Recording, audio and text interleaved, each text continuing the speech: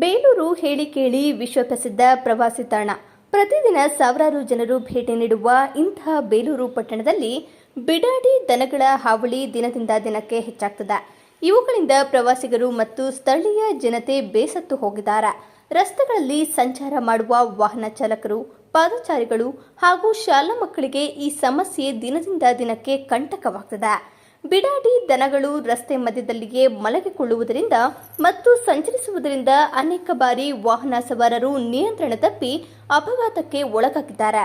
ಕೆಲವು ಬಾರಿ ದನಗಳಿಗೂ ಗಾಯಗಳಾಗಿ ನೋವು ಅನುಭವಿಸುವಂತಾಗಿದೆ. ನೆಹರು ನಗರ, ಜೆಪಿ ನಗರ, ಅಂಬೇಡ್ಕರ್ ನಗರ, ಕೆಂಪೇಗೌಡ ರಸ್ತೆ, ದೇವಸ್ಥಾನದ ರಸ್ತೆ, ಬಸ್ ನಿಲ್ದಾಣದ ಮುಂಭಾಗ ಹಾಗೂ ಬೀದಿಗಳಲ್ಲಿ ಬಿಡಾಡಿ ದನಗಳು ಆಹಾರವನ್ನರಸಿ ರಸ್ತೆಗಳ ಮಧ್ಯದಲ್ಲೇ ರಾಜಾರೋಷವಾಗಿ ಓಡಾಡುವುದರಿಂದ ವಾಹನ ಚಾಲನೆಗೆ ಸಮಸ್ಯೆಯಾಗಿದೆ. ವಾಹನಗಳು ಬಂದರೂ ಕ್ಯಾರೆ ಎನ್ನದೇ ತಮ್ಮ ಪಡೆಗೆ ತಾವು ಇರ್ತವೆ.